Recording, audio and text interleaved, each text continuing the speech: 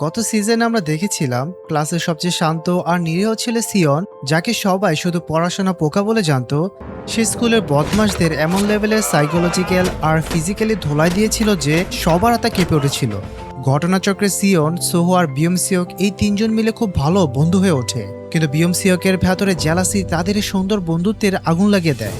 বিয়মসিওক ধোকা দিয়ে বাইরের প্রফেশনাল ফাইটার ভাড়া করে সোহুকে এমন পশুর মতো পিটিয়েছিল যে সোহু মৃত্যুর কোলে ঢলে পড়ে এবং সোজা কোমায় চলে যায়। নিজের বেস্ট ফ্রেন্ডের এই করুণ অবস্থা দেখে সিয়নের ভেতরে আসল দানবটা জেগে ওঠে। সে একা হাতে ওই ফাইটার আর বিয়মসিউকের পুরো গ্যাংকে পিটিয়ে আদমরা করে সোহো রক্তের চরম বদলা নেয়। কিন্তু এই ঘটনার পর সিয়নকে তার পুরনো স্কুল থেকে বের করে দেওয়া হয় এবং তাকে ট্রান্সফার করা হয় এমন এক নতুন স্কুলে যেটা স্কুল কম আর আন্ডারগ্রাউন্ড ফাইট ক্লাব বেশি ছিল। আর ঠিক এখান থেকে শুরু হয় আমাদের আজকের গল্প, উইক হিরো ক্লাস 2। তো চলো পুরনো ট্রমা বুকে নিয়ে নতুন স্কুলে নতুন গুন্ডা আর আরো ভয়ঙ্কর মাফিয়া গ্যাংয়ের সাথে সিয়ন কিভাবে লড়বে। দ্বিতীয় সিজনের শুরুতে আমরা সিয়নকে দেখতে পাই। গত সিজনে তার সাথে যা কিছু ঘটেছিল সেই ট্রমা থেকে সে এখনো বের হতে পারেনি। রাতে সে ঠিকমতো ঘুমাতেও পারে না, তাই এখন তাকে নিয়মিত থেরাপি নিতে হচ্ছে। স্কুলও সবাই তাকে জমের মতো ভয় পেত, কারণ চারদিকে একটা গুজব ছড়িয়ে পড়েছে যে সে নিজেই নাকি তার বেস্ট ফ্রেন্ডকে মেরে ফেলেছে। আর ঠিক এই কারণেই তাকে এই নতুন স্কুলে ট্রান্সফার করা হয়েছে। এরপর গল্পের এন্ট্রি হয় জন্টের। জন্ট একদম লাজুক আর সোজাসাপটা একটা ছেলে, যেখানে স্কুলের গুন্ডাদের পার্সোনাল মেসেঞ্জার বা কাজের ছেলে হয়ে থাকতো। তাকে প্রতিদিন সকালে ওই গুন্ডাদের জন্য নিজের টাকায় নাস্তা কিনে আনতে হতো, নইলে জুটতো আচ্ছা মতো পিটনি। এর ওপর তাকে জোর করে অন্যের ফোন চুরি করিয়ে ইউমিনের কাছে পৌঁছে দিতে হতো। এই ইউমিনকে আমরা গত সিজনের শেষে দেখেছিলাম। ইউমিন ছিল স্কুলের গুন্ডাদের স্বঘোষিত লিডার, কিন্তু আশ্চর্যের বিষয় হলো সে আজ পর্যন্ত সিয়নের সাথে কখনোই পাঙ্গা নেওয়ার সাহস দেখায়নি। আর ইউমিনের এই ভয় পাওয়াটা স্কুলে সেই গুজবটাকে আরো বেশি উস্কে দিচ্ছে যে সিয়ন আসলে একটা পাগল সাইকো। একদিন জন্টে নিজে সিয়নকে এই গুজবের কথাটা শোনায়। ইউমিন জন্টেকে ধমক দিয়ে বলে এসব একদম ডাহা মিথ্যা কথা, কিন্তু একই সাথে সে জন্টেকে একটা ডেঞ্জারাস অর্ডার দিয়ে বসে, তোকে এবার ওই সিয়নের ফোনটাই চুরি করতে হবে। এই কথা শুনে জন্টের ভেতর রীতিমতো কাঁপতে থাকে, কিন্তু গুন্ডাদের ভয়ে তার আর কিছুই করার থাকে না। সে বাধ্য হয়ে সিয়নের ফোনটা চুরি করে ফেলে। সিয়ন কিন্তু এত বোকা নয়, সে ঠিকই বুঝে গিয়েছিল যে কাজটা জন্টেই করেছে, কিন্তু সে জন্টেকে কিচ্ছু বলে না, কারণ সে জন্টের অসহায় অবস্থা খুব ভালো করে বুঝতে পারছিল। স্কুল ছুটির পর জন্টে অপরাধভোগে ভুগে সিয়নের কাছে এসে বলে আমি তোমাকে নতুন ফোন কেনার জন্য টাকা দিয়ে দেব।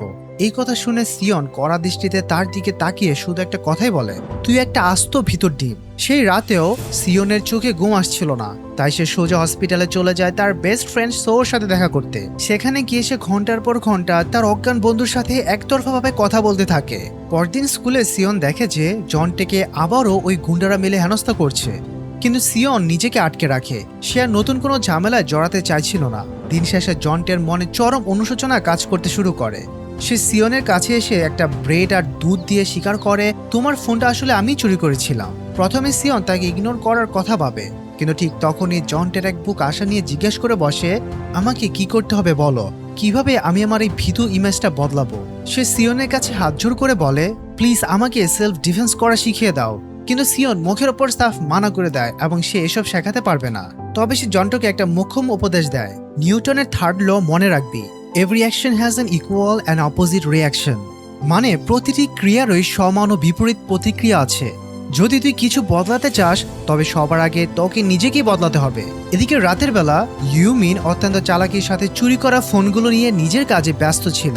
ইউমিনের জীবনে একটাই লক্ষ্য, সে ইউনিয়ন অ্যালায়েন্স নামের ভয়ঙ্কর আর ডেঞ্জারাস স্কুল ক্রিমিনাল গ্যাংয়ে জয়েন করতে চাইছিল। এই গ্যাংটা শহরের প্রতিটি স্কুলে তাদের নোংরা জাল বিছিয়ে রেখেছিল। এই গ্যাংয়ের লিডারের মধ্যে একজন ছিল আস্ত এক সাইকো, যে কিনা একটা সাইবার ক্যাফেতে বসে তার অন্ধকার জগৎ কন্ট্রোল করত। এই সাইকোটা কাউকে ভয় পেত না।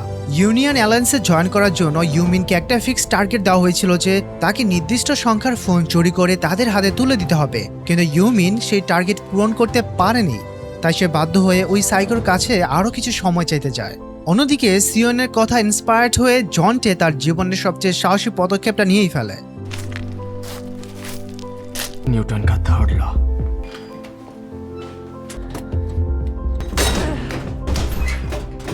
সে চুরি করা সমস্ত ফোনগুলো তাদের আসল মালিকের কাছে ফেরত দিয়ে আসে। যেমনই ইউমিন এই খবরটা জানতে পারে তার মাথার তার ছিঁড়ে যায়। সে রাগে ফুঁসতে ফুঁসতে জন্টেকে পশুর মতো পেটাতে চলে আসে। জন্টে নিজেকে বাঁচানোর আপ্রাণ চেষ্টা করে, কিন্তু ইউমিন তো আজ তাকে জানেই মেরে ফেলবে। দূর থেকে সিওন এই পুরো ঘটনাটা দেখছিল। জন্টেকে মার খেতে দেখে তার চোখের সামনে সোর সে ভয়ঙ্কর পিটুনির দৃশ্যটা ভেসে ওঠে। তার রক্ত গরম হয়ে যায় আর সে বসে থাকতে পারে না। সিওন উঠে গিয়ে সোজা জন্টের সামনে একটা পাথরের দেয়ালের মতো দাঁড়িয়ে যায়। সে ইউমিনকে থামতে বলে, কিন্তু রাগে অন্ধ ইউমিন এবার সিওনকেও পেটাতে শুরু করে।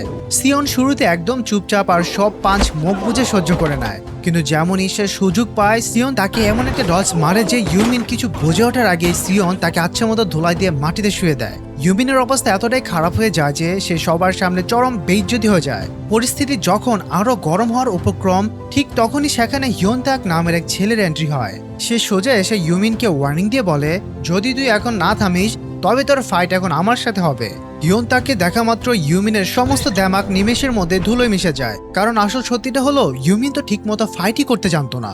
এরপর সিওন জন্টেকে নিয়ে ফার্স্ট এড ট্রিটমেন্টের জন্য যায়। সে জন্টেকে জিজ্ঞেস করে, তুই হঠাৎ করে এত সাহস কোথা থেকে পেলি, এসব কেন করলি? জন্টে একটা মিষ্টি হাসি দিয়ে শুধু বলে, আমি তো শুধু তোমার কথাটাই মেনেছিলাম। কিছুক্ষণের মধ্যেই পুরো স্কুলে সিওনের এই ফাইটের খবর দাবানলের মতো ছড়িয়ে পড়ে। সবাই বলাবলি করতে থাকে এই সিওন আসলে একটা আস্ত সাইকোপ্যাথ। এই ফাইটে সবার সামনে জঘন্যভাবে বেইজ্জতি হওয়ার ইউমিন এবার এক ভয়ঙ্কর চাল চালে। সে সিদ্ধান্ত নেয় সে তার শত্রুদের নিজেদের মধ্যে ফাইট করিয়ে খতম করে দেবে। পরের দিন সিওন আর জন্টের মধ্যে বন্ধুত্বের সম্পর্ক আরো অনেক গভীর হয়ে যায়, আর ইউমিন ঠিক এই জিনিসটাকেই তার মাস্টার প্ল্যানে কাজে লাগায়। সে সবার সামনে এমন একটা ভান করে যেন সে ইয়ন আর জন্টের বেস্ট ফ্রেন্ড, যাতে ইয়ন তাকে ভাবে যে এই তিনজন এখন একটা টিমে কাজ করছে। এরপর ব্রেকের সময় ইউমিন ইচ্ছে করে স্কুলের বাস্কেটবলে ক্লাবে ঢুকিয়ে সবকিছু ভেঙে চুরমার করে দেয়, যাতে এই পুরো ধ্বংসযজ্ঞের দায় সিওনের ঘাড়ে গিয়ে পড়ে। এদিকে সিওন ক্লাসে বেশ চিন্তিত ছিল, কারণ সে পুরো পিরিয়ডে জন্টকে একবারের জন্য দেখেনি। ঠিক তখনই ইউমিন দৌড়ে এসে মিথ্যা নাটক করে বলে যে হিয়নতাক জন্টেকে জোর করে টেনে হিঁচড়ে তার ক্লাবে নিয়ে গেছে। সিওন যখন সেখানে পৌঁছায় সে দেখে জন্টেকে এক লকারের ভেতর আটকে রাখা হয়েছে। যেমনই জন্টে লকার থেকে বাইরে বেরিয়ে আসে, ঠিক তখন হিয়নতাক সেখানে এসে তাদের দুজনকে একসাথে দেখে ফেলে। হিয়নতাক তার ক্লাবের এই ধ্বংসস্তূপ দেখে পুরোপুরি কনফার্ম হয়ে যায় যে এই নতুন ছেলে সিওনই তার সাথে পাঙ্গা নিতে এসেছে। স্কুল ছুটির পর তারা যখন গলির রাস্তার মুখোমুখি হয়, জন্টে হিয়নতাককে সব সত্যি বুঝিয়ে বলার আপ্রাণ চেষ্টা করে, কিন্তু হিয়নতাক রাগে এতই অন্ধ ছিল যে সে কারোর কোনো কথাই শুনতে রাজি ছিল না। তখন সিওন বিরক্ত হয়ে বলে, চল একবারই ফাইট করে ফালতু ড্রামা খতম করি। কিন্তু ঠিক তখনই হিয়নতাক এমন একটা কথা বলে যা শুনে সিওন চমকে যায়। হিয়নতাক বলে, আমি খুব ভালো করে জানি যে তুই কোনো সাইকো নস, আর তুই কাউকে খুনও করিসনি। তুই শুধু তোর বেস্ট ফ্রেন্ডকে কোমায় পাঠিয়েছিস। নিজের বেস্ট ফ্রেন্ডের কথা এভাবেই শোনা মাত্রই সিওনের মাথার তার ছিঁড়ে যায়। সে হিতাহিত জ্ঞান শূন্য হয়ে সবার আগে হিয়নতাকের উপর হামলা করে বসে। কিন্তু এই ফাইট আরো ভয়ঙ্কর রূপ নেওয়ার আগেই সেখানে ইউমিনের এন্ট্রি হয়। সে একটা পৈশাচিক হাসি দিয়ে সবার সামনে ফাঁস করে দেয় যে এই সবকিছুর মাস্টারমাইন্ড আমি ছিলাম। তোদের দুজনকে আমি একে অপরের সাথে ফাইট করিয়ে খতম করতে চেয়েছিলাম। সত্যিটা সামনে আসার পর সিওন আর হিয়ন এবার একসাথে মিলে ইউমিন আর তার গুন্ডাদের উপর ঝাঁপিয়ে পড়ে। কিন্তু গুন্ডাদের সংখ্যা ছিল অনেক বেশি। একটা সময় মনে হচ্ছিল আজ হয়তো সিওন আর হিয়নতাক হেরে যাবে। আর ঠিক সেই সময় এন্ট্রি হয় এক জবরদস্ত হিরোর। রঙিন চুলের এই ছেলেটার নাম বাকু। সে ছিল এই স্কুলের সবচেয়ে শক্তিশালী আর তাকড়া ছেলে। সে অনেক আগেই এই স্কুলের সমস্ত ফাইটার বদমাশি ব্যান করে দিয়েছিল, কিন্তু সে সাসপেন্ড থাকায় গুন্ডার আবার মাথাচাড়া দিয়ে উঠেছে। वैसे भी बस आपस में खेल रहे थे।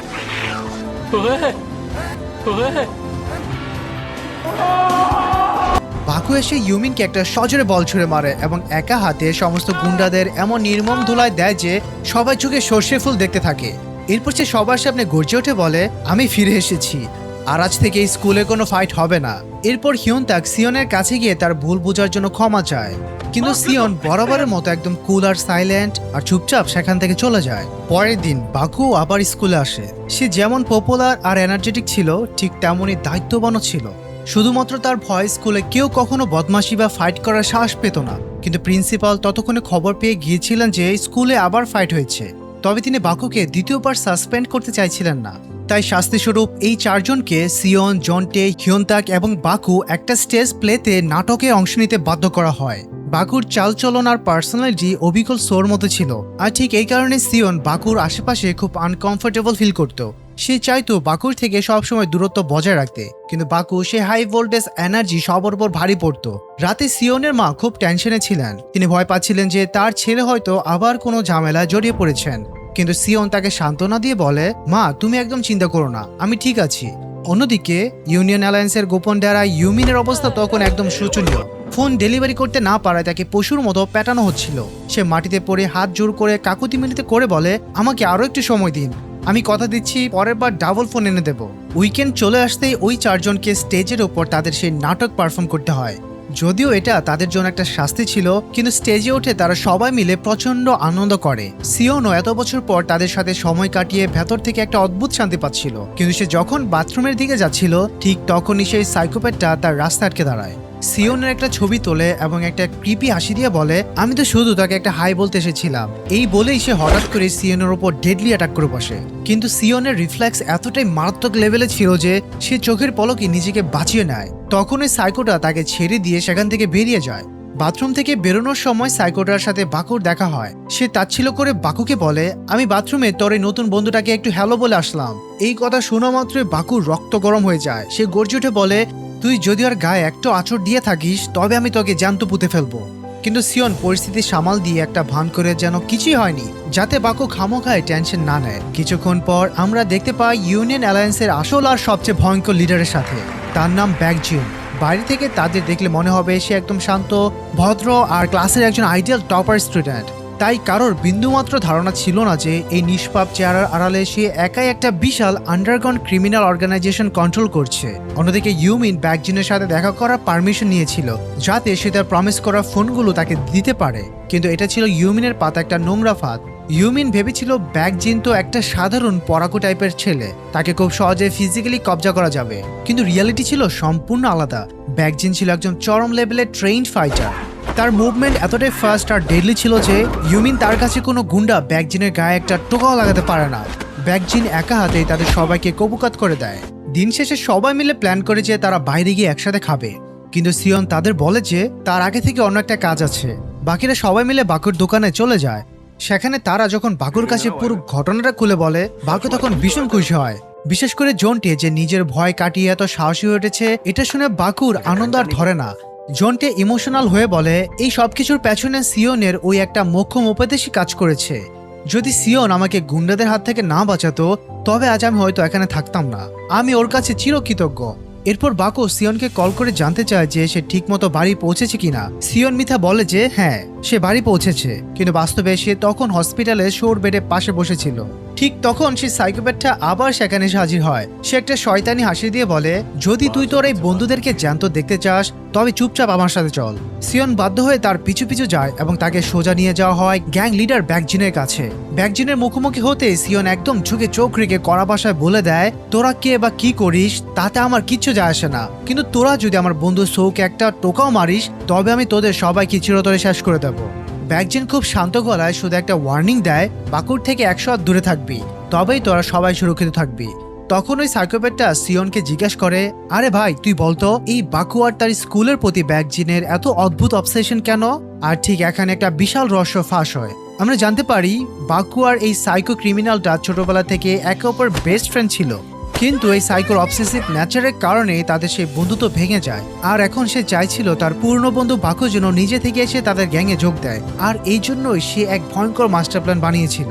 সে 3 জন ছেলেকে বাকুর বাবা রেস্টুরেন্টে পাঠায়। তারা ফেক কার্ড দেখিয়ে নিজেদের অ্যাডাল্ট প্রমাণ করে সেখান থেকে মদ কিনে নেয়। আর তারপর ওই সাইকো সোজা পুলিশের কাছে গিয়ে কমপ্লেন করে দেয় যে বাকুর বাবা রেস্টুরেন্টে আন্ডার এজ বা নাবালক বাচ্চাদের কাছে মদ বিক্রি করছে। পরের দিন সিওন তার বন্ধুদের সাথে দেখা করতে যায়। সে একদম সরাসরি বলে দেয়, আমি নিজে ব্যাকজিনের সাথে কথা বলেছি, তাই আমি চাই না যে তোরা আর আমাকে তাদের এই ফালতু জামালায় জড়াস। আমরা হয়তো বন্ধু হতে পারি, কিন্তু এখন আমি একদমই একা থাকতে চাই। এই কথা শুনে তারা রেগে গিয়ে সিওনকে অহংকারী বলে সেখান থেকে তাড়িয়ে দেয়, কিন্তু জন্টে তবুও তার পিছু পিছু আসতে থাকে। সিওন তখন জন্টেকে কড়া ভাষায় বলে, আমাকে একা ছেড়ে দে, আমি একাই ভালো আছি। বেশ কিছুদিন কেটে যায়। সিওন আবারও আগের মতো একদম একা হয়ে গিয়েছিল, কিন্তু একটা কথা ঠিক ছিল, ব্যাকজিন নিজের কথা রেখেছিল। ইউনিয়ন অ্যালায়েন্সের কোনো গুন্ডাই আর সিওনের আশেপাশে গ্যাসাও সাহস করেনি। কিন্তু একদিন স্কুল ছুটির পর বাকু যখন একটু সামনের দিকে এগিয়ে যায়, ঠিক তখন ইউনিয়ন অ্যালায়েন্সের গুন্ডারা এই সুযোগে সদ্ব্যবহার করে। আমরা জানতে পারি যে এই সাইকোপ্যাথটা এর আগে হিয়ন তাকে এত নির্মমভাবে পিটিয়েছিল যে সে সারা জীবনের জন্য গুরুতর আহত হয়ে গিয়েছিল, আর এই কারণে হিয়ন তাক সব সময় ভেতরে ভেতরে একটা ভয় নিয়ে চলতো। কিন্তু আজ সে ভয় পায়নি। সে বুক চিতিয়ে সামনে এগিয়ে যায় এবং ওই গুন্ডাদের সাথে একা হাতে ফাইট করতে শুরু করে, যাতে জন্টে সেখান থেকে নিরাপদে পালাতে পারে। জন্টে খুব চালাক আর ফাস্ট ছিল। সে সঠিক সময় লুকিয়ে পড়তে সক্ষম হয়, কিন্তু লুকিয়ে থাকা অবস্থাতেই সে এমন একটা কথা শুনে ফেলে যা শুনে তার হাতটা কেঁপে ওঠে। সে শুনতে পায় ব্যাকজিন এবার সিওনকেও চিরতরে খতম করার অর্ডার দিয়ে দিয়েছে। জন্টে এক মুহূর্ত দেরি না করে সিওনকে কল করতে যায় তাকে ওয়ার্নিং দেওয়ার জন্য, কিন্তু ঠিক সেই মুহূর্তে গুন্ডারা জন্টেকে চারপাশ থেকে ঘিরে ফেলে। অন্যদিকে বাকু পাগলের মতো তার পুরনো ওই সাইকো বন্ধুটাকে খুঁজতে বেরিয়ে পড়ে। সে গিয়ে তার কাছে হাত জোর করে বলে, প্লিজ এইসব কিছু বন্ধ কর। কিন্তু সাইকোটার একটাই সোজা জবাব, আমি ততক্ষণ থামবো না যতক্ষণ না তুই নিজে এসে ইউনিয়ন অ্যালায়েন্সে জয়েন করছিস। এরপর সে একটা চরম ওয়ার্নিং দিয়ে বলে, আগে নিজের বন্ধুদের বাঁচাতে শেখ। এই কথা শোনা মাত্রই বাকু পাগলের মতো তার বন্ধুদের খুঁজে বেরিয়ে পড়ে। কিন্তু সে যেমনই স্কুলের গেটের বাইরে পা রাখে, সেখানে এক পাগল গুন্ডা আগে থেকেই তার রাস্তা আটকে দাঁড়িয়েছিল। তারা ভেবেছিল আজ বাকুকে উচিত শিক্ষা দেবে, কিন্তু তারা জানতো না যে বাকুর আসল পাওয়ার। বাকু একা হাতেই তাদের এমন ভয়ঙ্কর লেভেলের দোলায় দেয় যে সবার হাড়গোড় ভেঙে একাকার হয়ে যায়। অন্যদিকে হিয়ন তাকে পশুর মতো প্যাটানো হচ্ছিল। ওই সাইকোটার তো মানুষকে মেরে রক্তাক্ত করতেই সবচেয়ে বেশি আনন্দ হতো। ঠিক এমন সময় সেখানে এন্ট্রি হয় আমাদের হিরো সিওনের। সিওনকে দেখা মাত্রই সাইকোপ্যাথটার চোখে একটা পৈশাসিক আনন্দ ফুটে ওঠে। অবশেষে সে সিওনের গায়ে হাত তোলার সুযোগ পেয়ে গেছে। কিন্তু সিওন তো কোনো সাধারণ ছেলে নয়। সে মারাত্মক লেভেলের ডিফেন্স করে এবং চোখের পলকে একটা চাকু সোজা সাইকোপ্যাথের পায়ের ভেতর গেঁথে দেয়। সিওন হয়তো গায়ে একটু জোর কম ছিল, কিন্তু তার কলিজা ছিল বাঘের মতো। এই সাইকোটা তো যেন এই পিটুনিতে এনজয় করছিল। যখন সবার মনে হচ্ছিল সিওন হয়তো এবার হেরেই যাবে, ঠিক তখন সিওন সুযোগ বুঝে সাইকোর মুখের ওপর এমন একটা সলিড হেডবাট মারে যে ওই এক ধাক্কাতেই সাইকোপ্যাথটা সোজা মাটিতে শুয়ে পড়ে। কিছুক্ষণ পর বাকু সেখানে এসে পৌঁছায়, কিন্তু এই দৃশ্য দেখে বাকুর মনে সিওনের বলা সে কথাটা ভেসে ওঠে, তুই আর আমি একদম একই রকম। বাকু মনে মনে ভাবে, আমার সাথে বন্ধুদের কারণেই হিয়ন এত বাজেভাবে মার খেয়েছিল এবং তার স্পোর্টস ক্যারিয়ার চিরদিনের মতো ওখানে শেষ হয়ে গিয়েছিল। আর ঠিক সেই দিনই আমি প্রতিজ্ঞা করেছিলাম ওই স্কুলে আর কখনই কাউকে লড়তে দেব না। যখন সিওনে জ্ঞান ফেরে তখন তাকে জানানো হয় যে পুলিশ ওই সাইকোপ্যাথকে অ্যারেস্ট করে নিয়ে গেছে। বাকু ইমোশনাল হয়ে সিওনকে থ্যাঙ্কস জানায় তার বন্ধুদের জীবন বাঁচানোর জন্য। সে সিওনকে কথা দেয় এমনটা আর দ্বিতীয়বার কখনো হবে না। সেই রাতেই বাকু ব্যাকজিনকে কল করে বলে, তোর যা চাই আমি সব দিতে প্রস্তুত। পরদিন সকালে ওই সাইকোপ্যাথ থানা থেকে রিলিজ পেয়ে বাইরে আসে, আর স্বয়ং ব্যাকজিন তাকে রিসিভ করতে গাড়ি নিয়ে আসে। কিন্তু ব্যাকজিনের মনে একটা খটকা লাগছিল, এত বড় ক্রাইম করার পরও পুলিশ একে এত তাড়াতাড়ি ছেড়ে দিল কিভাবে। সে সাইকোটাকে একটা নির্জন জায়গায় নিয়ে গিয়ে জিজ্ঞেস করে, সত্যি করে বল, তুই পুলিশকে আমাদের গ্যাংয়ের ব্যাপারে কি কি বলেছিস? সাইকোটা কষ্ট পেয়ে বলে, আমি তোর বিজনেসের ব্যাপারে পুলিশকে একটা শব্দ বলিনি, আর তুই আমাকে সন্দেহ করছিস? এই ঘটনায় সাইকোর মন খুব বাজেভাবে ভেঙে যায়, কিন্তু তাদের বিপদ তখনও শেষ হয়নি। পরের দিন ব্যাকজিনের বিগ বসের গুন্ডারা খোদ ব্যাকজিনেরই পিছু নেয়। তারা ব্যাকজিনকে জোর করে তুলে নিতে যেতে চায়। ব্যাকজিন বলে, আমি বসের সাথে নিজে গিয়ে কথা বলবো, কিন্তু গুন্ডারা তার কথা না শুনে জোর জবরদস্তি শুরু করে। বাধ্য হয়ে ব্যাকজিন তাদের সবাইকে পিটিয়ে ওখানে শুয়ে দেয়। কিছুদিনের মধ্যে সিওন, জন্টে, হিয়ন তাক এবং বাকুর মধ্যে এক অটুট বন্ধুত্বের সম্পর্ক তৈরি হয়ে যায়। যদিও সিওন নিজে থেকে এসব চায়নি, কিন্তু তবুও সে এখন তাদের টিমের একজন অবিচ্ছেদ্য অংশ হয়ে উঠেছিল। তারা সবাই মিলে একসাথে সুন্দর সময় কাটাতো, হাসাহাসি করতো, মনে হচ্ছিল জীবনটা যেন আবার নতুন করে রঙিন হয়ে উঠেছে। কিন্তু এই শান্তির পেছনে বিশাল ঝড়টা তখন আসা বাকি ছিল। যে ছেলেরা বাকুর বাবার রেস্টুরেন্টে ফেক আইডি দিয়ে মদ কিনে তাকে ফাঁসিয়েছিল, তারা এখন কোনোভাবেই সেটেলমেন্ট করতে রাজি হচ্ছিল না। বাকু যখন থানায় যায়, সে দেখে ওই ছেলেগুলো তার বাবাকে নিয়ে চরম নোংরাভাবে মজা করছে। এটা থেকে বাকুর রাগে আগ্নেয়গিরি ফেটে পড়ে। সেই রাতে আসল মাফিয়া বস খোদ ব্যাকজিনের সাথে দেখা করতে আসে। সে ব্যাকজিনকে কড়া ওয়ার্নিং দিয়ে বলে, আমি এখন নতুন করে আর কোনো ঝামেলা জড়াতে পারবো না। যদি কোনো গন্ডগোল হয় তবে এর ফল তোকেই ভুগতে হবে। অন্যদিকে সিওনের জীবনেও আরেকটা বিশাল ভূমিকম্প শুরু হয়। তার মা এখন তাকে পড়াশোনার জন্য চিরতরে বিদেশে পাঠিয়ে দিতে চান। সিওন পরিষ্কার মানা করে দেয়, কিন্তু তার মা কাঁদতে কাঁদতে বলেন, আমি যখনই তোকে এই আহত আর রক্তাক্ত অবস্থায় দেখি, আমার নিজেকে পৃথিবীর সবচেয়ে খারাপ মা বলে মনে হয় রে। মায়ের এই ইমোশনাল কথা শুনে সিওনের মন গলে যায় এবং সে বিদেশে যেতে রাজি হয়ে যায়। আর মাত্র কয়েকদিনের মধ্যেই সেই দেশ ছেড়ে চলে যাবে। এদিকে বাকুও ভেতর থেকে পুরোপুরি ভেঙে পড়েছিল। সে কোনোভাবেই ব্যাকজিনের ওই নোংরা গ্যাংয়ে হয়ে কাজ করতে চাইছিল না, কিন্তু তার নিরপরাধ বাবাকে জেল থেকে বাঁচানোর জন্য তার কাছে আর কোনো রাস্তাই খোলা ছিল না। সেই রাতেই বাকুর প্রথম অ্যাসাইনমেন্ট শুরু হয়।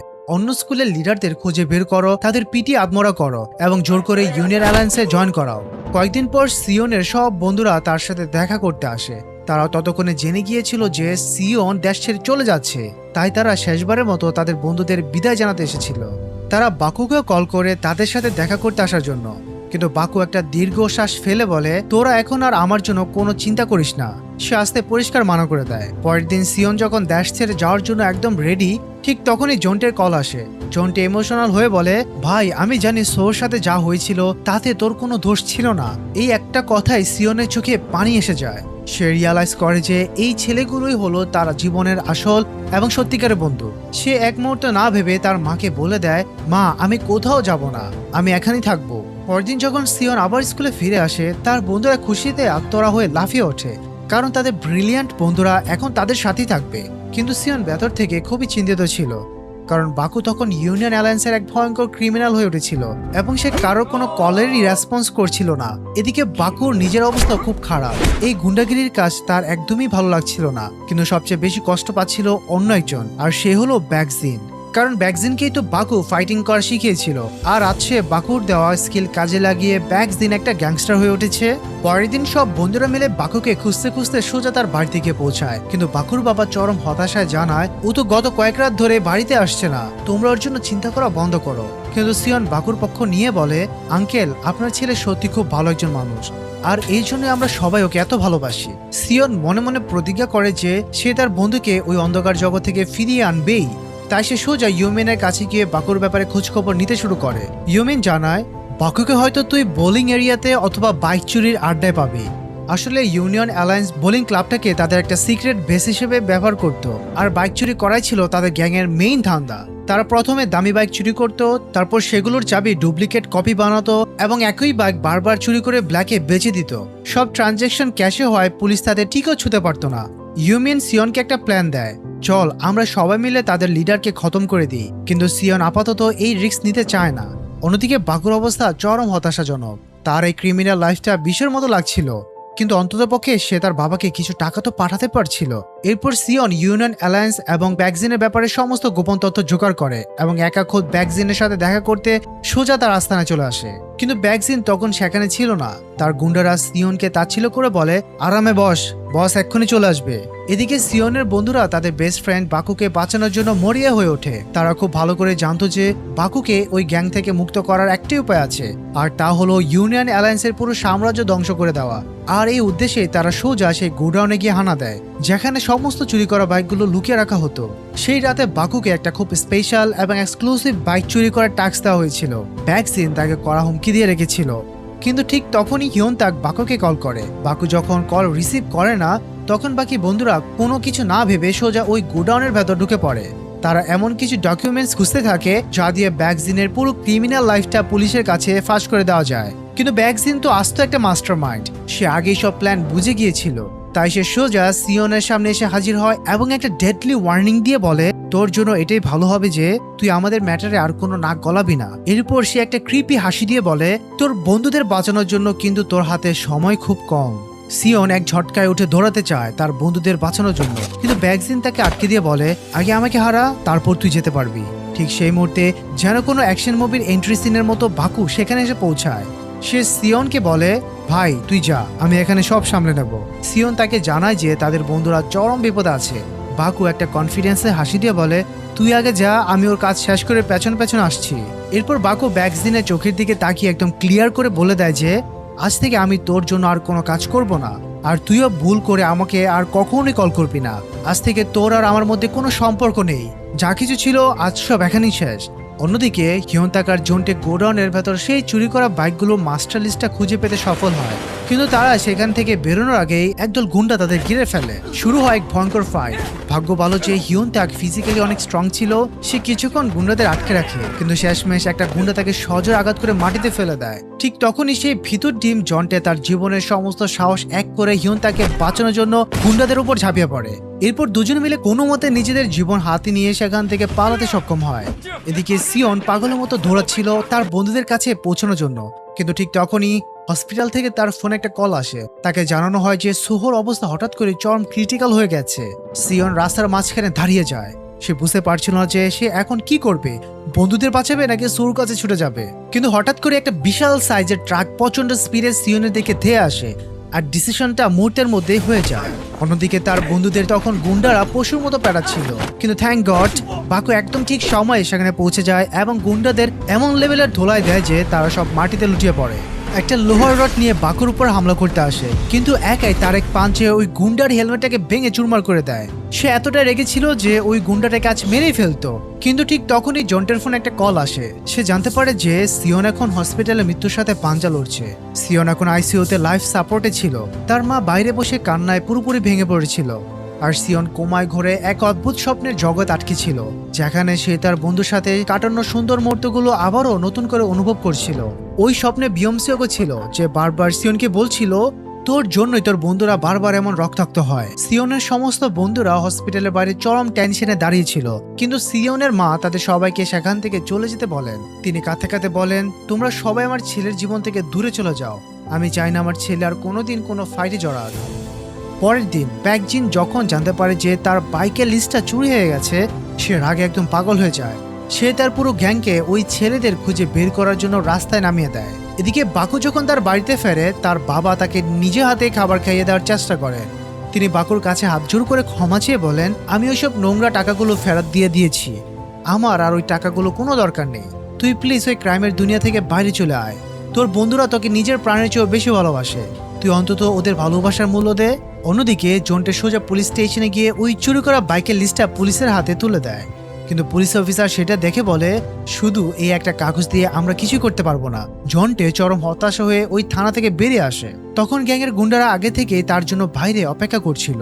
তারা জন্টেকে ধরে একটা নির্জন জায়গায় নিয়ে যায়, কারণ তারা কোনো গাদ্দারকে জ্যান্ত ছাড়তে রাজি ছিল না। এরপর তারা জন্টেকে আচ্ছন্দ পেটাতে শুরু করে, কিন্তু জন্টে এবার আর ভয় পায় না। সে রক্তমাখা মুখে হেসে বলে, আমি ওই লিস্টের একটা ছবি তুলে রেখেছি, যদি ব্যাকজিন আমার বন্ধুদের একা না ছাড়ে তবে আমি ওই ছবিটা সোজা উপরের মহলে পুলিশের কাছে পাঠিয়ে দেব। কিন্তু ব্যাকজিনের এতে বিন্দুমাত্র কোনো ফারাকই ছিল না। সে উল্টো তার গুন্ডাদের অর্ডার দেয় ওকে আরো বেশি করে পাঠা। ঠিক তখনই সেখানে হিরোর মতো এন্ট্রি হয় সেই সাইকোপ্যাথটার। সে জন্টের সে অদম্য সাহস দেখে ইমপ্রেসড হয়ে তাকে গুন্ডাদের হাত থেকে বাঁচিয়ে নেয়। এরপর বাকুর সাথে বাকি বন্ধুরাও সেখানে এসে পৌঁছায় এবং বাকু ওই সাইকোপ্যাথটাকে থ্যাঙ্কস জানায় জন্টকে বাঁচানোর জন্য। এই পুরো খবর যখন আসল মাফিয়া বসের কানে পৌঁছায়, তখন সে রাগে অগ্নিশর্মা হয়ে ওঠে। ব্যাকজিনের তো আত্মা শুকিয়ে যায়, কারণ তার বস তাকে ক্লিয়ারলি বলে দিয়েছিল, যদি তোর এই ভুলের কারণে আমার বিজনেস এতটুকু ক্ষতি হয় তবে তোর লাশ আমি কুকুর দিয়ে খাওয়াবো। পরের দিন বাকু ওই ইউনিয়ন অ্যালায়েন্সের অত্যাচারে পুরোপুরি বিরক্ত হয়ে যায়। সে সোজা ব্যাকজেনের স্কুলে গিয়ে তাকে একটা স্কুল টু স্কুল ফাইটের জন্য ওপেন চ্যালেঞ্জ ছুড়ে দেয়। সে বলে, যদি এই ফাইটে ব্যাকজিন জেতে তবে আমি আমার পুরো স্কুল ইউনিয়ন অ্যালায়েন্সের গোলাম হয়ে যাব। স্কুলে এসে বাকু সমস্ত ছেলেদের এই মহা লড়াইয়ের জন্য প্রস্তুত করার চেষ্টা করে, কিন্তু বেশিরভাগ ছেলেই ভয় পেয়ে পিছিয়ে যায়, কারণ ইউনিয়ন অ্যালায়েন্সের ফিজিক্যালি অনেক বেশি শক্তিশালী ছিল এবং তাদের গুন্ডার সংখ্যাও ছিল কয়েক গুণ বেশি। রাতের অন্ধকারে বাকু সোজা হসপিটালে সিওনের সাথে দেখা করতে যায়। সেখানে সিওনের মা কাঁদতে কাঁদতে বাকুকে আসল সত্যিটা জানায়। তিনি বলেন, সিওনকে আসলে কোনো ট্রাক ধাক্কা মারেনি, ট্রাক ঠিক সময় ব্রেক কষে দাঁড়িয়ে গিয়েছিল, কিন্তু সিওনের শরীর এতটাই ক্লান্ত আর বিধ্বস্ত ছিল যে সে নিজে সেখানে অজ্ঞান হয়ে পড়ে যায়। সেই গভীর কোমার গেড়ে সিওন তার ভেতরে সমস্ত ভয় আর অন্ধকারের সাথে লড়াই করছিল। স্বপ্নে বিয়মসেক তাকে একটা কঠিন চ্যালেঞ্জ দেয়, তাকে বেছে নিতে হবে সে কি চায়, আর সিওন তার বন্ধুদের বেছে নেয়। আর ঠিক এই একটা সিদ্ধান্তেই তাকে সে গভীর ঘুম থেকে টেনে বাস্তবে ফিরিয়ে আনে। সিওনের জ্ঞান ফিরতে তার প্রথম কথা ছিল, সুহো কেমন আছে। যখন সে সুহুর বেডের কাছে যায়, তখন সে জানতে পারে সুহো এখন আগের চেয়ে অনেকটাই ভালো আছে, শুধু তার পালস একটু আনস্টেবল। হিউন তাক সিওনকে জড়িয়ে ধরে ইমোশনাল হয়ে বলে, ভাই আমি তো ভুলে গিয়েছিলাম যে জীবনে সত্যিকারের বন্ধু থাকাটা কতটা শান্তির। কিছুক্ষণ পর সিওন তার পুরো গ্যাংয়ের সাথে দেখা করে। সবার চোখে মুখে একটা বিজয়ের আনন্দ জলজল করছিল, কারণ তাদের বন্ধু এখন সুস্থ হয়ে ফিরে এসেছে। কিন্তু তাদের এই আনন্দ উদযাপনের সময় তখন আসেনি, কারণ সামনেই অপেক্ষা করছিল সে মহারণ, যা তাদের স্কুলের ইজ্জতের সাথে সরাসরি জড়িত ছিল। পরদিন সিওন সবাইকে একটা মাস্টার প্ল্যান বোঝায়। সে বলে, সরাসরি ওদের সাথে ফাইট করাটা চরম বোকামি হবে। আমাদের সবার আগে ইউনিয়ন অ্যালায়েন্সের ভেতরে শক্তিটাকে ভাঙতে হবে, তবেই আমরা ফাইটটা জিততে পারবো। এই প্ল্যান অনুযায়ী সিওন সেই সাইকোপ্যাথটাকে খুঁজতে বেরিয়ে পড়ে, যে কিনা এখন ব্যাকজিনের সবচেয়ে বড় শত্রুতে পরিণত হয়েছে। সিওন তাকে কনভিন্স করে বলে, তুই যদি এই ফাইটে আমাদের সাপোর্ট করিস তবে তুই নিজেও ব্যাকজিনের হাত থেকে চিরতরে বেঁচে যাবি। সাইকোটা প্রথমে তাকে পাগল বললেও পরে সে রাজি হয়ে যায়। সে সিওনকে একটা সিক্রেট ব্যাংক অ্যাকাউন্টের ডিটেলস দেয়, যেখানে ব্যাকজিনের সমস্ত কালাধান্দা আর ক্রাইমের সলিড প্রমাণ লুকিয়ে রাখা ছিল। সিওন এই সমস্ত প্রমাণ নিয়ে সোজা ইউমেনের কাছে যায় এবং তাকে একটা ডেডলি টাস্ক দেয়। পুরো স্কুলে এই খবরটা আগুনের মতো ছড়িয়ে দিতে হবে যে ব্যাগজিন সবাইকে বোকা বানিয়ে তাদের টাকা ভাগ করে চুরি করে খাচ্ছে। সিওনের এই মাস্টার স্ট্রোকটা 100% কাজ করে। ব্যাগজিনের গুন্ডারা ধীরে ধীরে তার সঙ্গ ছাড়তে শুরু করে, কারণ তাদের মধ্যে কেউ আসলে ব্যাগজিনের প্রতি লয়াল ছিল না। সবাই শুধু টাকার লোভে তার সাথে জুড়ে ছিল। অন্যদিকে হিয়নতাক আর তার বন্ধুরা ফাইটের জন্য নিজেদের শরীর ঘষে মেজে তৈরি করছিল। তাদের একটাই লক্ষ্য, যে কোনো মূল্যে এই ফাইটটা তাদের জিততে হবে। তবে বাকু তখনও ভেতর থেকে একটু চিন্তিত ছিল। সে ব্যাগজিনকে নিয়ে ভাবছিল। আর ঠিক এই সময় আমরা জানতে পারি ব্যাগজিনের জীবনে এক চরম ইমোশনাল সত্য। ব্যাগজিন, যাকে সবাই এক ভয়ঙ্কর ক্রিমিনাল হিসেবে জানতো, সে আসলে ততটাও খারাপ মানুষ ছিল না। সে ছিল একটা অনাথ বাচ্চা, যে প্রতি মাসে তার কামানো সমস্ত টাকা অনাথ আশ্রমে ডোনেট করে দিত, যেখান থেকে সে বড় হয়েছিল। যদিও অনাথ আশ্রমের ম্যানেজারের এখন সন্দেহ হতে শুরু করেছিল যে এত বিশাল অঙ্কের টাকা কোথা থেকে আসছে। ফাইটের দিন চলে আসতেই সিওন ইউনিয়ন অ্যালায়েন্সের অনেক সেনাপতিকেই তাদের দল থেকে বের করে এনেছিল। অন্যদিকে জোনটে আর হিয়নতাকও ফাইটের জন্য বিশাল এক ভলেন্টিয়ার্স আর্মি তৈরি করে ফেলেছিল। আর ইয়নমিনও তার গ্যাং নিয়ে তাদের ব্যাকআপ দিতে চলে আসে। ঠিক তখনই সাইকোপ্যাথ সিওনকে কল করে একটা ব্যাড নিউজ দেয়। আমি প্রমাণসহ ওই ফোনটা ব্যাগজিনের কাছ থেকে চুরি করে নিয়েছি। কিন্তু সিওন যেটা আশা করছিল সেটাই ঘটে। সাইকোটা শেষ মুহূর্তে তাদের ধোকা দিয়ে বসে। এদিকে স্কুলে সে ঐতিহাসিক ফাইট শুরু হয়ে যায়। সবাই ভেবেছিল সিওন আর বাকু একসাথে মিলে লড়বে, কিন্তু সিওনের কোনো দেখাই নেই আর তার ফোনও সুইচ অফ হয়। বাধ্য হয়ে জোনটেকে পাঠানো হয় সিওনকে খুঁজে আনার জন্য। আর বাকি সবাই ইউনিয়ন অ্যালায়েন্স গুন্ডাদের ওপর সাক্ষাৎ জমদূতের মতো ঝাঁপিয়ে পড়ে। যখন ফাইট শুরু হয় তখন স্কুলে প্রতিটা ছাত্র তাদের জীবনে সেরা ফাইটটা দিচ্ছিল। এমনকি সেই সব নার্ড ছেলেরাও ছিল যারা শুধু বইয়ের পাতায় মুখ গুজে থাকতো। তারাও আজ নিজেদের স্কুলের সম্মান বাঁচানোর জন্য ওই গুন্ডাদের সাথে সামনে সামনে লড়ছিল। কিন্তু বিপক্ষের লিডার ছিল ব্যাগজিন আর বাকু, যারা যে কোনো সাধারণ ছেলের চেয়েও কয়েক হাজার গুণ বেশি পাওয়ারফুল। তারপরে স্কুলের ছেলেরা কিঞ্চিত জমি ছাড়তে রাজি ছিল না। তারা প্রমাণ করে দেয় যে তারাও কারো চেয়ে কম না। ফাইটের এক পর্যায়ে পুরো ময়দান ফাঁকা হয়ে যায় এবং দুজন লোক দাঁড়িয়ে থাকে। অন্যদিকে সিওনের জ্ঞান ফেরে। সে দেখে তাকে একটা ভয়ঙ্কর সাইকো জানোয়ার বন্দি করে রেখেছে। কিন্তু সিওন তো সিওনই। সে জ্ঞান ফিরতে কোনো কিছু না ভেবে ওই গরিলা টাইপের জানোয়ারটার উপর ঝাঁপিয়ে পড়ে। ঠিক তখনই জন্টে সেখানে এসে পৌঁছায় সিওনকে সাহায্য করার জন্য। কিন্তু ওই গরিলাটা এতটাই শক্তিশালী ছিল যে সে কিছুতে হার মানতে চাইছিল না।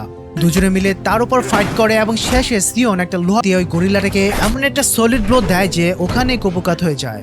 এক মুহূর্ত নষ্ট না করে সিওন সেই অন্তিম আর চূড়ান্ত লড়াই ময়দানের দিকে। এই ক্লাইম্যাক্সের দৃশ্যটা তোমাদের আক্ষরিক অর্থে লোম খাড়া করে দেবে। ময়দানে বাকু তার পুরনো বন্ধু ব্যাগজিনকে বারবার তার কাঁধে প্রচন্ড জোরে পাঞ্চ মারছিল। সে তার শরীরে সমস্ত শক্তি উজাড় করে দিচ্ছিল, কিন্তু ব্যাগজিন যেন আগের চেয়েও হাজার গুণ বেশি ভয়ঙ্কর আর শক্তিশালী হয়ে উঠেছিল। নিজের একটা হাত মারাত্মক জখম হওয়া সত্ত্বেও সে বাকুকে পিটিয়ে মাটিতে ফেলে দেয়। নিজেকে বিজয়ী ঘোষণা করার পর ব্যাগজিন চরম অহংকারের সাথে গর্জে ওঠে, বলে আজ থেকে বাকুর এই স্কুলটা ইউনিয়ন অ্যালায়েন্সের গোলাম হয়ে গেল। কিন্তু ব্যাগজিন তো জানতো না যে তার আসল জমদূত সিওন এই ফাইনাল ব্যাটেলটার জন্যই সেখানে এন্ট্রি নিতে চলেছে। সিওন যেমনই সেখানে এসে পৌঁছায়, পুরো ময়দানের আবহাওয়া এক নিমিষে বদলে যায়। দুজনের মধ্যে শুরু হয় এক আইকনিক আর রক্তক্ষয়ী ফাইট। সিওন এবার একটা ব্রিলিয়ান্ট স্ট্র্যাটেজি কাজে লাগায়। সে বারবার ব্যাগজিনের ওই আহত পার কাঁধের ওপর আঘাত করতে থাকে, যাতে ব্যাগজিনের স্ট্যামিনা পুরোপুরি শেষ হয়ে যায়। সবার মনে হচ্ছিল সিওন হয়তো এবার জিতে যাবে, কিন্তু ব্যাগজিন কোনো সাধারণ ফাইটার ছিল না। সে ছিল ফাইটিং এর এক জলজান্ত দানব। অবশেষে ব্যাগজিন তার চরম শক্তির কাছে সিওনকে পরাস্ত করে মাটিতে ফেলে দেয়। কিন্তু সিওনের মুখে তখন একটা শয়তানি হাসি লেগেছিল। সে হাসতে হাসতে বলে, তোর কি মনে হয় আমি হেরে গেছি? আমি তো শুধু বাকুকে রিকভারি করার জন্য একটু সময় দিচ্ছিলাম। এই কথা শোনা মাত্র পেছন থেকে বাকু আবার উঠে দাঁড়ায়। এবার তার চোখে কোনো দয়ামা আর বন্ধুদের ছাপ ছিল না, ছিল শুধু প্রতিশোধের আগুন আর চূড়ান্ত ফয়সালার তৃষ্ণা। বাকু নিজের সর্বশক্তি এক করে এমন এক ভয়ঙ্কর আর ডেডলি পাঞ্চ ব্যাগজিনের মুখে বসিয়ে দেয় যে ওই এক আঘাতেই ব্যাগজিনের পুরো সাম্রাজ্য চিরতরের মতো ধ্বংস হয়ে যায়। বাকুর মনে কোনো অনুশোচনা ছিল না, আর এভাবেই ইউনিয়ন অ্যালায়েন্সের গর্ব মাটিতে মিশে যায়। সমস্ত ছেলেরা ওই ঐতিহাসিক জয়ে খুশিতে পাগল হয়ে যায়, কিন্তু এরা এতটাই ক্লান্ত আর রক্তাক্ত ছিল যে বাড়ি ফেরার পথে বাসের সিটে সবাই গভীর ঘুমে আচ্ছন্ন হয়ে পড়ে। কয়েকদিন পর স্কুলে পুরো চিত্রটাই বদলে যায়। এখন আর কোনো ফাইট নেই, কোনো গুন্ডাগিরি নেই, চারপাশে একদম শান্ত। আর ব্যাগজিন, সে পুরো দুনিয়া থেকে একেবারে গায়েব হয়ে গেছে। ওই মাফিয়া গ্যাংস্টার যে কিনা ব্যাগজিনকে রাস্তা থেকে সরাতে চেয়েছিল, সে ব্যাগজিনকে চিরতরে গুম করে দেয়। সাইকোটা যখন গ্যাংস্টারের কাছে এসে ব্যাগজিনে খোঁজ চায়, তখন গ্যাংস্টার একটা ক্রিপি হাসি দিয়ে বলে, আমি ওকে দেখিনি, কিন্তু তুই চাইলে ব্যাগজিনের ওই খালি চেয়ারটা আমি তোকে দিতে পারি। কিন্তু সাইকো পরিষ্কার মানা করে দিয়ে বলে, আমার এই বোরিং কাজে কোনো ইন্টারেস্ট নেই। কিছুদিন পর সিওনের কাছে একটা কল আসে। আর সেই কলটা ছিল এক বিশাল খুশির খবর। সোহো অবশেষে কোমা থেকে জ্ঞান ফিরে পেয়েছে। সিয়ন যখন সোহোর সাথে দেখা করতে যায়, সোহো হাসি মুখে তাকে বলে, আমি খুব খুশি যে তুই তোর জীবনে এমন সত্যিকারের বন্ধু পেয়েছিস। এবার গল্পের একদম শেষ দৃশ্যে আমাদের একটা বিশাল বড় টুইস্ট দেওয়া হয়। আমরা জানতে পারি যে ব্যাগজিন আর এই পৃথিবীতে বেঁচে নেই। ওই গ্যাংস্টার তার কথা রেখেছিল এবং ব্যাগজিনকে চিরজীবনের জন্য শেষ করে দিয়েছে। আর এই অসাধারণ সাসপেন্সের মাধ্যমেই উইকিরো ক্লাস 2 এর এই মাস্টারপিস সিজন এখানেই সমাপ্ত হয়। তো মুভি লাভার্সরা সিয়ন আর বাকুরের দুর্দশা ফাইটিং আর ইমোশনাল বন্ধুত্বের গল্প তোমাদের কেমন লাগলো তা অবশ্যই কমেন্ট করে জানাবে। ভিডিওটা যদি তোমাদের গায়ে একটু কাটা দিয়ে থাকে তবে ভিডিওটাতে একটা লাইক দিতে ভুলবে না। চ্যানেলে নতুন হলে সাবস্ক্রাইব করে বেল আইকনটি বাজিয়ে আমাদের ছোট্ট পরিবারের সদস্য হয়ে যেও। আমি এই চ্যানেলে আরো সেই লেভেলের জিনিস নিয়ে আসবো যা তোমাদের 100% পছন্দ হবে। তোমাদের মূল্যবান সময় দেওয়ার জন্য অনেক অনেক ধন্যবাদ। কথা হচ্ছে পরে কোনো রোমাঞ্চকর মুভি বা সিরিজের গল্প নিয়ে। ততক্ষণ সবাই ভালো থাকবে, সুস্থ থাকবে। আল্লাহ হাফেজ।